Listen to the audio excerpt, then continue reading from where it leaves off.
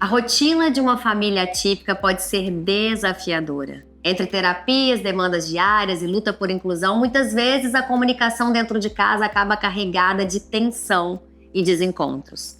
Quem aí nunca sentiu que suas palavras não foram bem interpretadas ou que uma simples conversa acabou virando um conflito? Mas e se existisse uma forma mais leve e respeitosa de se comunicar, que fortalece os vínculos e traz mais harmonia para o dia a dia?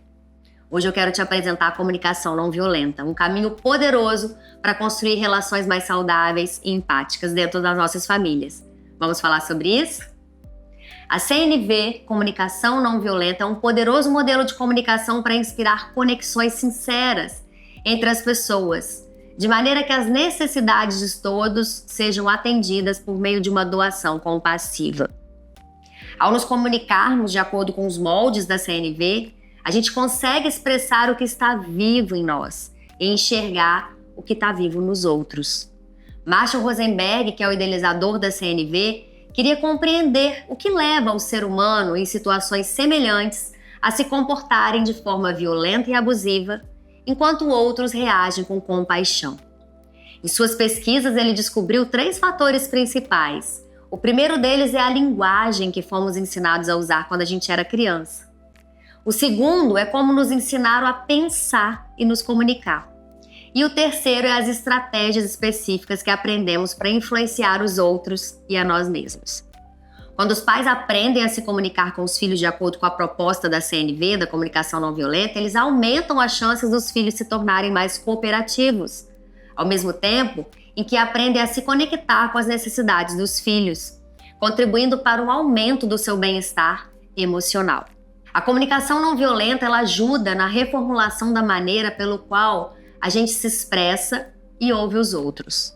Ao aprender a nos comunicarmos assim, a gente consegue, ao invés de ficar reagindo ao comportamento dos filhos de forma automática, a gente se torna mais conscientes do que estamos percebendo, sentindo e desejando. A comunicação não violenta, de forma geral, ocorre em 4 partes. A primeira delas é a observação. O que a pessoa vê, ouve, imagina e que contribui ou não para reconhecer os sentimentos. Por exemplo, filho, eu notei que você espalhou todos os brinquedos na sala e não juntou como a gente tinha combinado. Essa é uma observação sem julgamento. A segunda parte é o sentimento, como a pessoa se sente em relação àquilo que observou. Eu fico irritada quando isso acontece. Quando eu vejo os brinquedos espalhados na sala, eu sinto raiva, eu fico irritada. O terceiro passo é a necessidade. Eu preciso da sua ajuda para manter a nossa casa organizada. E o 4º passo é o pedido. Você pode ajudar a mamãe juntando o brinquedo quando você cansar de brincar? Um outro exemplo desses 4 passos. Por exemplo, filho, notei que você passou a tarde inteira jogando hoje no seu videogame ou usando o seu tablet. Eu fico muito preocupada com a sua saúde. Eu preciso garantir a sua segurança enquanto mãe, que você vai crescer saudável. Que tal guardar agora e ir lá fora brincar com o cachorro? Percebe como é ao mesmo tempo simples, mas também desafiador se comunicar dessa maneira? Já que o natural para a maioria de nós, pais, adultos, é dar ordens.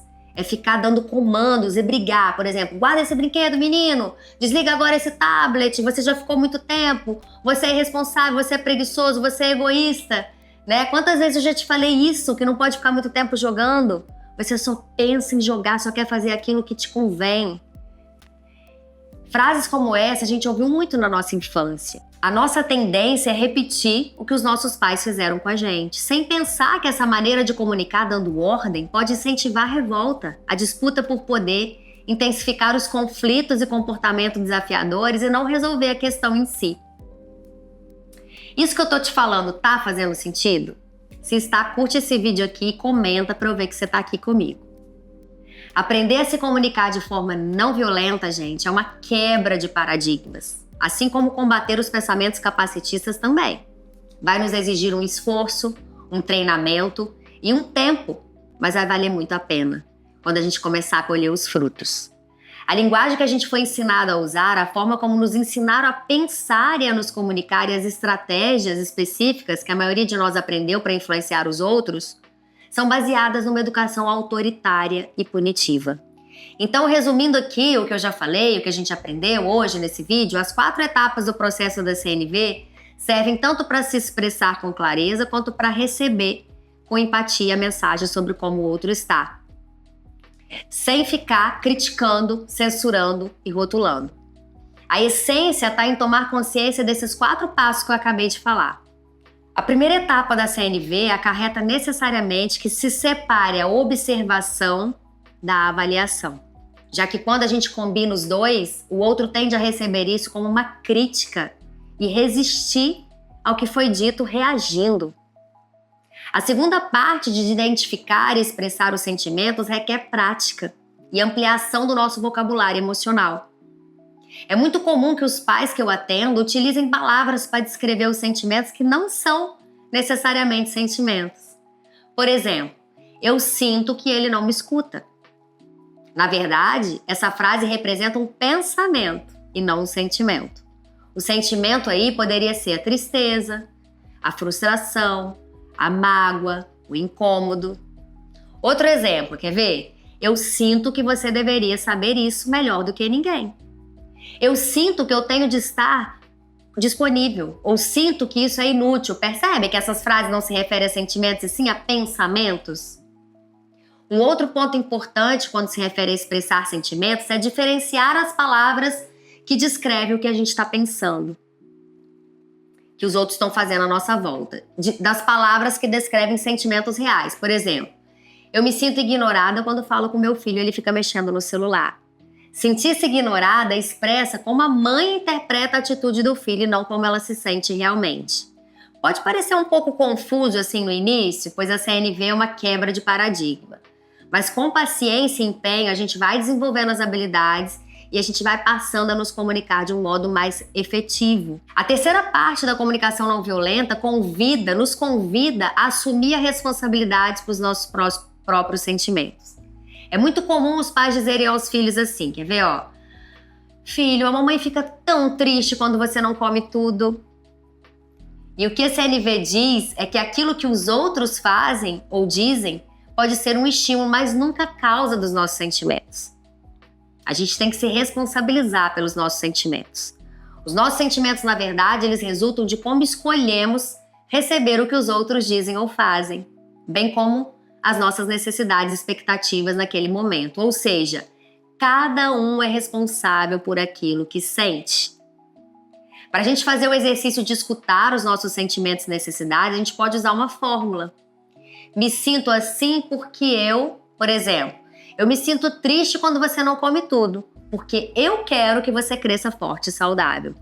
Quando a gente expressa as nossas necessidades, através de avaliações, interpretações e julgamentos, é bem provável que o outro receba como uma crítica, e quando se sentem criticadas, as pessoas entram naturalmente no modo de proteção e ficam na defensiva, ou vão para o ataque. Quanto mais diretamente a gente conseguir se conectar com os nossos sentimentos, com as nossas próprias necessidades, mais fácil vai ser para os outros reagirem com compaixão. Infelizmente, essa não é uma tarefa simples, pois a maioria de nós, como eu já disse lá atrás, foi ensinado a pensar no que tem de errado no outro, a julgar e culpar o outro por nossas necessidades não atendidas. E não aprendemos a olhar para quais são realmente as nossas necessidades. E se não valorizamos as nossas necessidades, os outros também não vão valorizá-las. Tudo começa na gente, com o autoconhecimento. A quarta e a última parte, então, é o pedido. E quando as necessidades não estão sendo atendidas, depois de expressar o que a gente está observando, o que a gente está sentindo, o que a gente está precisando, a gente pode fazer um pedido. Pedir aquilo que a gente precisa de uma maneira respeitosa. E para que esse pedido seja efetivo, ele precisa ser feito de uma forma positiva. Ou seja, os pais precisam pedir por aquilo que querem e não o que não querem. Um erro muito frequente que a gente vê é quando os pais dizem o tempo todo para os filhos aquilo que eles não podem fazer. Não mexe aí, não pula no sofá, não faça isso. Isso faz com que a comunicação não seja eficaz, pois deixa os filhos meio confusos quanto ao que realmente está sendo pedido e ao que eles podem fazer. Para que os pedidos não sejam recebidos como exigências, não devem ser feitos com ameaças de punição ou gerando culpa. A CNV, gente, não é uma estratégia para manipular as pessoas e conseguir com que eles façam o que a gente quer, não. É uma forma de se relacionar baseada no respeito mútuo, na empatia e na honestidade emocional. É importante lembrar que quanto mais claro a gente for a respeito do que a gente deseja, maior a probabilidade da gente conseguir a cooperação e a colaboração dos filhos ou das outras pessoas que a gente convive. Bom, eu vou ficando por aqui. Se você gostou desse vídeo, deixa o seu like, comenta e se ainda não se inscreveu no canal, se inscreve para receber mais conteúdos como esse. E também me segue lá no Instagram Mônica Pitanga, onde eu posto diariamente conteúdo sobre maternidade atípica, educação, diversidade e inclusão. Até mais!